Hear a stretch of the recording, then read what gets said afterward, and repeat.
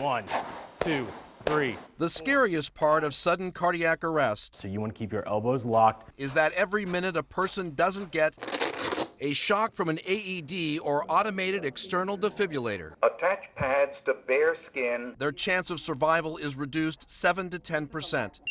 The defibrillator is what's actually going to reverse the cause of the cardiac arrest.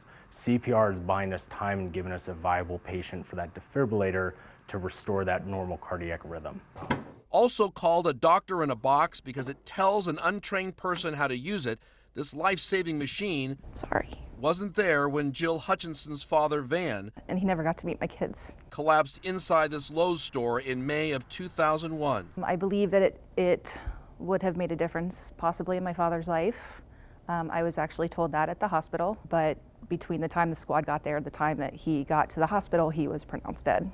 Nearly 30 states have mandates that AEDs be placed in specific businesses, not Ohio. Sarah Bops teaches CPR and AED training across the state. I train pharmacists for 5 different major companies, and not one of them have AEDs in all of them. She believes it's time Ohio mandates AEDs. I'm actually trying to get in front of somebody in the state of Ohio that can recognize that there should be a bill that mandates that there should be an AED in any company that deals with pharmaceuticals in Ohio, period. When a woman was shot to death at this strip mall on Sunbury Road in January, an employee at this urgent care told us there wasn't an AED in the store, so we ran next door to the Kroger to get one. Places like the BMV, places of worship, even schools aren't mandated to have an AED. 1 in 50 schools is going to experience a sudden cardiac arrest event each school year. Nurse Sarah McGraw-Timmis is the health coordinator for Lancaster City Schools. Here, every school has 3 AEDs, which she says is unusual. Do you think that should change? Yes, I do. I think every school should be furnished with AEDs. Mary Newman is the president of the Sudden Cardiac Foundation. Making AEDs mandated in places of large gatherings, it's absolutely essential.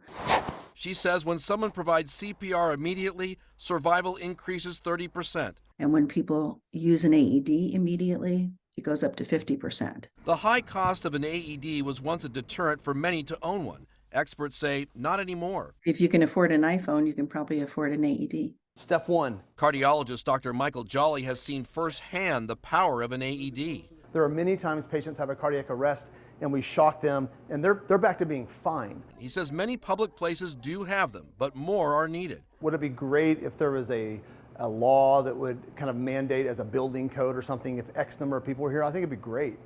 These things save lives. As for Jill Hutchinson, who lost her 50-year-old father to sudden cardiac arrest, I wonder what if. What if her dad would have been in a store with an AED? In 2019, Lowe's made a commitment to put AEDs in every store. Hutchinson hopes her heartbreaking story will prompt other stores to do the same. Because you never know where, you never know when, and you never know what time that someone you love or someone you care about could have a sudden cardiac event, and having something like this on site could save their life. Kevin Landers, 10 TV News.